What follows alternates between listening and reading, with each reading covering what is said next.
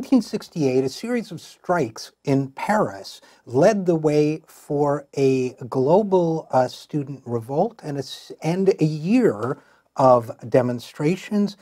In this past week, demonstrations also began in Paris, in France.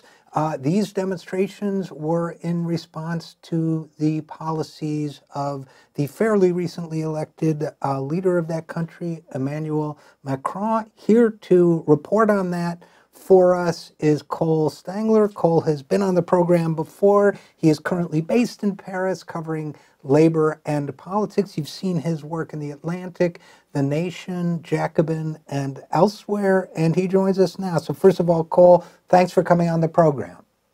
Thanks so much for having me, RJ. Secondly, you were on the front lines today. We're recording on Thursday. Right. So today there was a massive demonstration in Paris, two different demonstrations. One, civil servants, functionaries, so that's school teachers, that's nurses, people that work for the state. And then you had also railroad workers with a separate march. And the two marches converged at Place de la Bastille, the Bastille.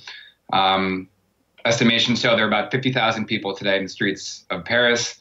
According to the unions that organized these demonstrations across the country, there were 400,000 across the country. Should probably take that with a grain of salt, but in any case, hundreds of thousands in the streets today across the country, and unions today with a big show of resistance to Emmanuel Macron's agenda from two different angles: civil servants and railroad workers.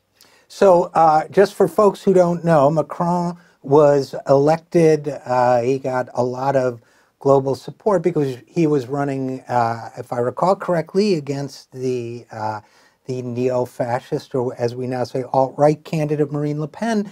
But Macron's policies, his economic policies, seemed to me, at least, to be very much of a piece with austerity economics and the kinds of prescriptions pushed by the global financial elite. I don't know your thoughts on that, but I know that my understanding is Macron had a lot of ideas for reining in benefits and wages for workers. Is that correct? Yeah, that's correct. I tend to agree with your assessment. This is the latest in a series of different reforms that can be characterized as neoliberal, very pro-business reforms. So just to recap a little bit here, in the fall, you had very important labor reforms that undermine the ability of unions to collectively bargain. So trying to eliminate or limit their ability to negotiate sector-wide agreements, forcing the unions to negotiate on a company-by-company basis for a number of different issues, but basically undermining unions' ability to collectively bargain. That was the one big piece of the reforms. Coming after that, you had a massive tax cut.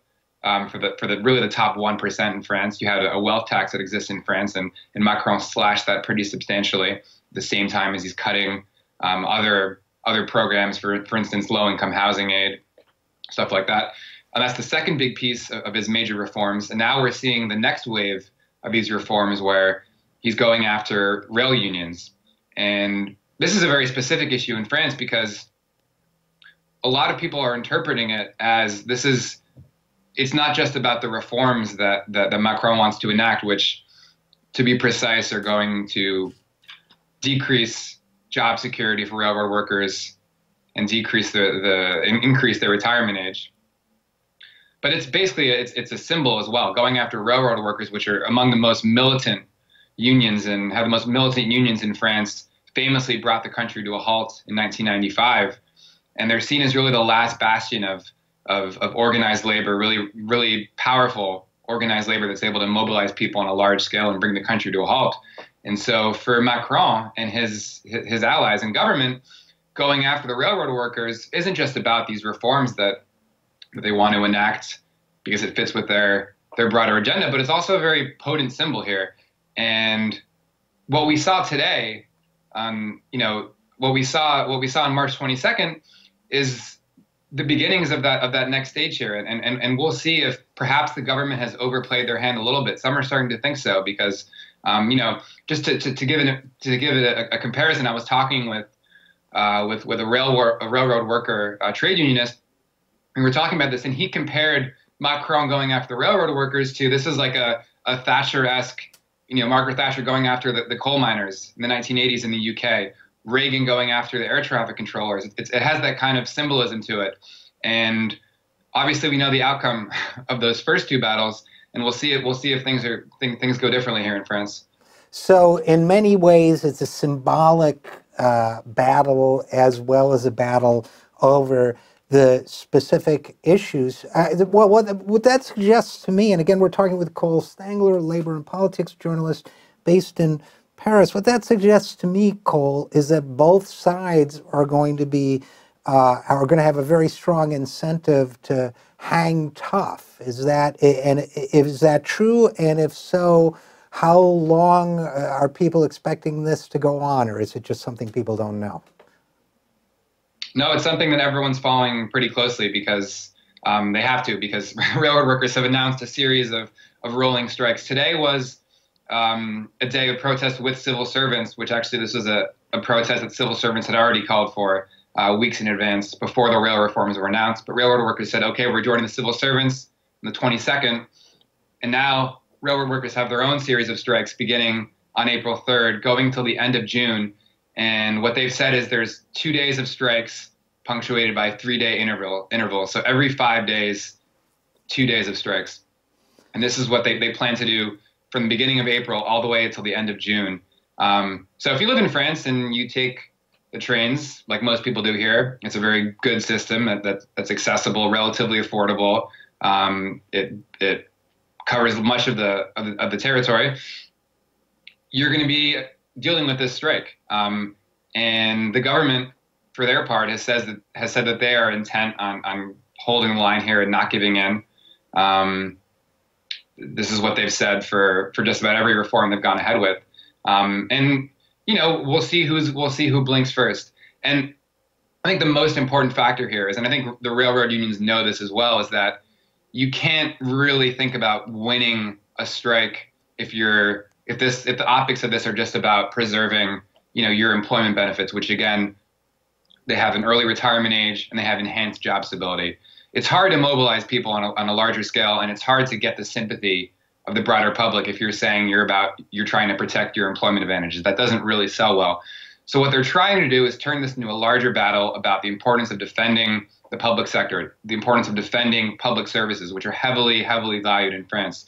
So you have this kind of contradiction that the polling shows right now. On the one hand, the general public is not too sympathetic about the railroad workers' special employment status that they have right now. About 7 in 10 people said, sure, we should get rid of that special employment status, if you ask them just that question.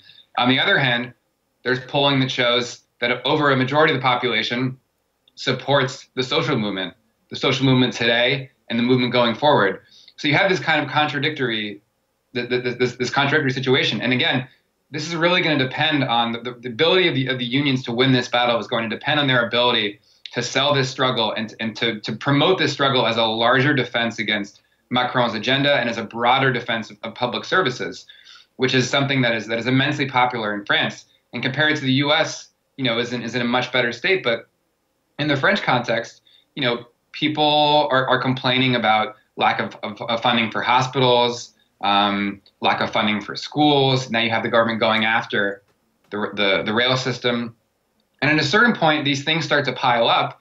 And what unions are basically hoping is that people say, the unions are protesting, but this is a battle that's defending a certain standard we have here in France against a president that wants to unleash a very specific and arguably cruel economic program. And this is, again, Macron this is just the first year we're seeing. This is presumably just the first part of a series of very intense pro-business reforms that are going to be enacted over the course of this presidency. So the question is whether or not this battle is going to take on this larger significance. And right. Unions certainly hope that's the case.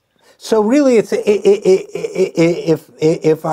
I read you correctly, number one, it sounds like public opinion is going to decide who prevails here to a large extent, and number two, the way that public opinion goes on this is going to be a matter of framing. That if the unions can frame it as a fight for the French way of life that's been built up over all these decades, and everything that we believe in, what your government does for you, and what the workers, government workers and public workers do for you, the unions have a much better chance of prevailing. If Macron, I assume he's also just trying to frame it as a privileged few trying to preserve their benefits at the expense of everyone else, something like that. So if he wins with that argument, then the unions are more likely to lose out in the long run. Is that fair?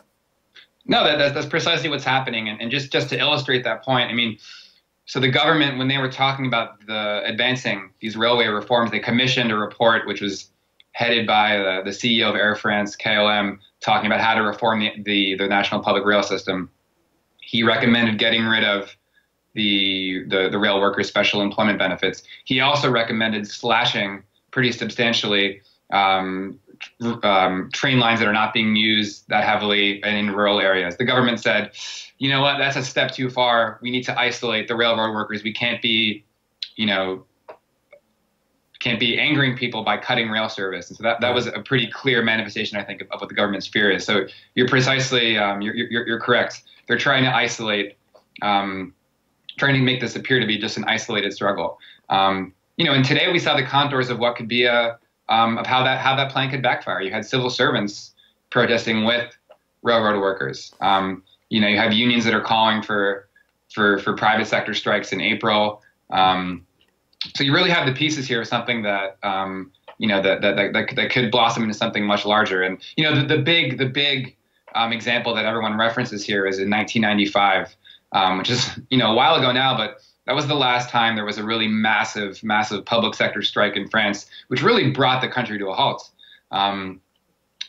spearheaded by railroad workers. And then that still, is in the public imagination.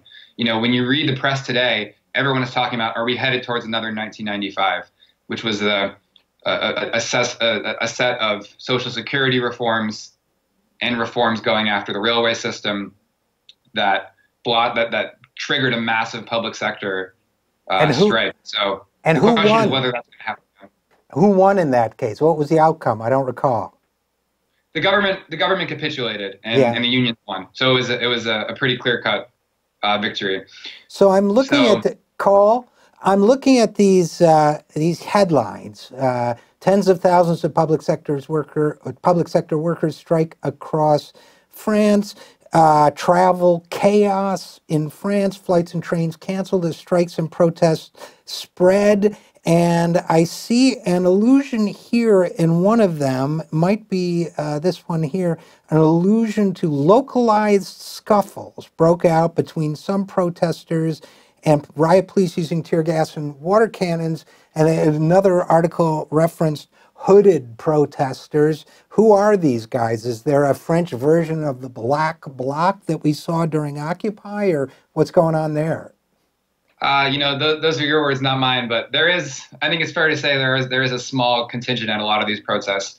It's not just the one that happened on the 22nd, but also if you go back to the ones last fall, if you go back to the ones against labor reforms last year, you have people that are hooded that tend to be of a kind of anarchist political sensibility that really go with the intention of provoking clashes with the police, which is, again, it's a really small minority of the demonstration. So for example, today you had those people kind of at the front where they try to place themselves separate from the rest of the protest, which is, working class people and families and, a very different ambiance. If you have the misfortune of being caught in between, then you can get a little bit of tear gas, but it's a small minority. And again, we'll see how the press ends up covering it, but unfortunately that sometimes tends to be the way that the press, and especially the foreign press, tends to frame this. Is you get the sexy shot of the hooded anarchist throwing the Molotov cocktail, and what you don't get is talking to 45-year-old rail workers who've taken in the train with their family to come protest today. So yeah, no, I think that's a great perspective, and we have about a minute left, Cole Stangler. In my introduction, I alluded to the demonstrations of 1968, which, by the way, nearly brought the government down. and sparked off a global movement. There's a lot of labor unrest around the world, including in this country, although it hasn't been given a voice or movement of its own yet. But there's the sense of the 99 versus the 1% and all that. Any chance that these protests could spark something international, in your opinion? That's not for me to say, but it's a tough question to answer. I will say this, in France, people are talking a lot about the 50th anniversary of May 68. It is worth noting today was March 22nd. If historians of 1968 will recall, it was the March 22nd movement led by students that sparked the larger unrest and the larger movement that sprang up in May. So not only do you have that weird 50th anniversary parallel, it's 2018, 1968, you also have the first protest here being March 22nd, was also the famous March 22nd movement in 1968. But I think it really depends on how the public sector, the rest of the public sector mobilizes, and also if this unrest gets triggered in the private sector as well.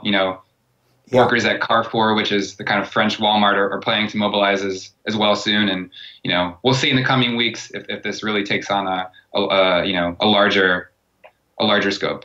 Well, it's a fascinating story and a fascinating development. So Cole Stangler, politics and labor journalist, thanks for coming back on the program, and thanks for reporting on this. Thanks so much for having me.